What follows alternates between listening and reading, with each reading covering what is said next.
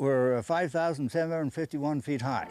We'll go up and see the 6 states in a little bit. For nearly 50 years, Jerry Chubbick led visitors into his Genoa Tower Museum. There are rooster glasses.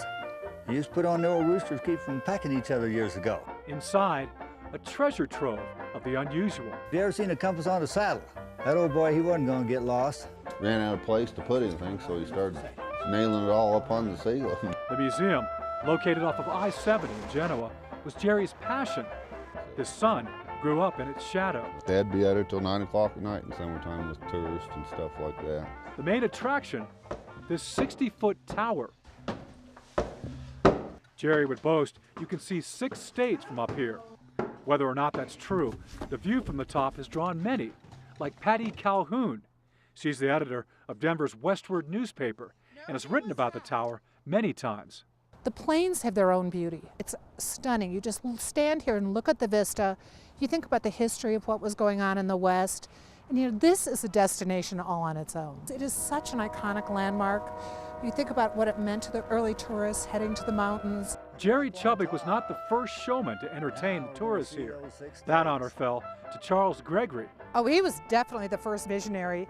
People used to refer to him as the P.T. Barnum of Colorado. Charles built the Genoa Tower in the 1920s and had his own spin on how to attract attention. And he would stand on this tower with a megaphone, read the license plates of the cars passing by, and yell, "Hey, Ohio, get over here, get a drink, get some gas." Its landmark status wasn't limited to passing automobiles. The early aviation flying into Stapleton International Airport used the Genoa Tower as one of their landmarks to start their descent into Denver. After World War II, it was a real bustling place. They came out here, they went to dances out here, they had parties out here. It was very much the social center of Genoa.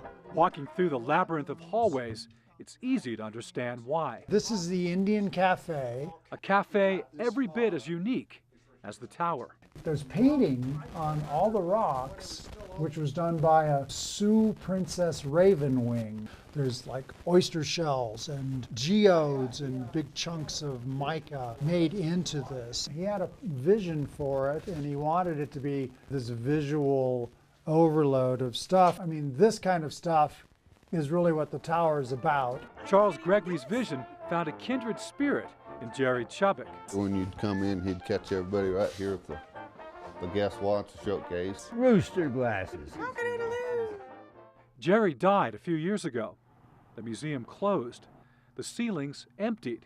The collections auctioned off. Took Dad a lifetime to collect all that stuff and then have it all sold in 3 days. It's sad to see all the stuff gone out of here. Yet even with the artifacts gone, the spirit of the Genoa Tower spoke loudly. It had to be saved, there was no question. Patty Calhoun heard the calling. So I talked to some of my smartest artist real estate friends, and we just all decided it was a good thing to do.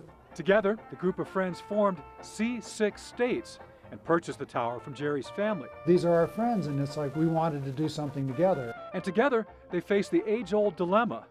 Now that you have it, what do you do with it? The long-term plan is hard to say because I'm not entirely sure we have one. Enough of Jerry's stuff still lies buried in the corners. If you had just bits and pieces, I think you could tell its story without being so overwhelming with boatloads of stuff hanging off the ceiling. So you have to have some part of it that's just full of stuff, but not the whole place. Whatever the future holds for the Genoa Tower, those involved insist the legacy of Charles Gregory and Jerry Chubbick will live on.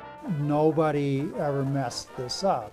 Everyone who came in here respected the vision of the people that had been here before, and that's what attracted them to this place. After all, attraction is the name of the game in roadside America.